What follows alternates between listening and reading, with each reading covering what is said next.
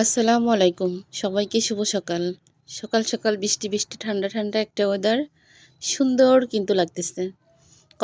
কম্বলের নিচে থেকে গরম ভাত, গরম তরকারি, হয় পরোটা, চা। সত্যিই কিন্তু অনেক ভালো লাগে। তো আজকে সকালে আসলে দাওয়াত ছিল বোনের বাসায়।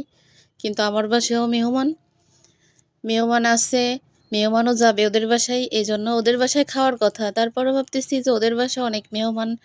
এইখান থেকে আমরা হালকা পাতলা একটু রান্না করে খেয়ে তারপরেই যাই। তো হালকা পাতলা রান্না, শুক্রবারের গোশ রান্না ছিল। কালকে ওই যে মাথার গোশ রান্না করছিলাম। আপনাদের দেখাইছিলাম কিন্তু ভয়েস দিতে পারিনি আমি ওইখানে। তো মাথার গোশ আমি একটু সেদ্ধ করে পানি ফেলে দিয়েই কিন্তু রান্না করেছি। কারণ মাথার গোশ আমার বাসায় খাই শুধুমাত্র আমি আর আমার বড় ছেলে। আর কেউই কিন্তু খায় না। নিয়ে আসা ছিল হালিম রান্না করবে এইজন্য। তো এখন ওই যে ছোট বোনরা আসছে, সবাই বলতেছে যে না মাথার গোশ দিয়ে হালিম রান্না করতে হবে না। তা আর কি করা, ওরা যেহেতু খাবে না সেহেতু রান্না করেই ফেলি, আমরা দুজনে খাই। তো দুজনের জন্য রান্না করলাম সবটুকুই। পরে আবার মেহমান আসলো, ওদেরকে দিয়েই হয়ে গেল। তা না হলে আমাদের ২-৩ অক্ত ঘুরোই ঘুরোই মানে গরম করে করে ঘুরোই ঘুরোই খেতে হতো।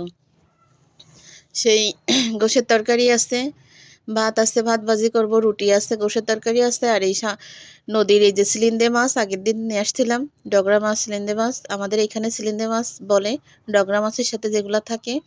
কার এখানে কি বলে আমার জানা নেই।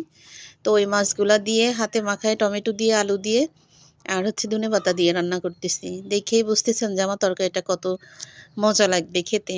আসলে তরকারি খাওয়া লাগে না, দেখলেই কিন্তু বোঝা যায়। আমি যেহেতু বুঝি, আমার মতো হয়তো সব আপুরাও কিন্তু বুঝে যায় তরকারি দেখলে যে সত্যিই অনেক মজা লাগবে। তো এখানে আমার তরকারি রান্না হয়ে গেছে। ভাত ভাজি করার জন্য এখানে পেঁয়াজ মরিচ দিচ্ছি। হয় না অনেক কিছু মানে ভিডিও করতে মন চাইলেও করতে পারি না। হয়তো এক হাতেই সব কিছু করতে হয়। পাশে কেউ থাকে না, ছেলেরা ঘুম, মেহমান যারা আসছে, বড় বোনের মেয়ে তারাও ঘুম। এজন্য আর এমনি কাউরে আমি কখনোই ডাকি না। আমার যা ভিডিও সব আমি একা হাত দিয়েই করি। একা হাত দিয়ে গোছগাছ কোটাকাটা সবই। ভিডিওটা ধরিও আমি একা হাত দিয়ে।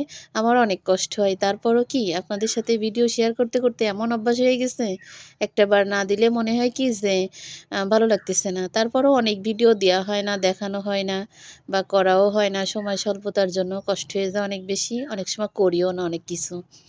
তো এই যে ভাত ভাজি হয়ে গেছে, আমার তরকারিটাও হয়ে গেছে। গোশটা গরম করলাম। রুটিগুলা ভাতের পরে, গরম ভাত রান্না করেছি, রুটিগুলা ভাতের পরে দিয়ে গরম করলাম। এখন সবারই নাস্তা পানি খাওয়াই সব কিছু গোছগাছ করে চলে যাব বোনের বাসায়।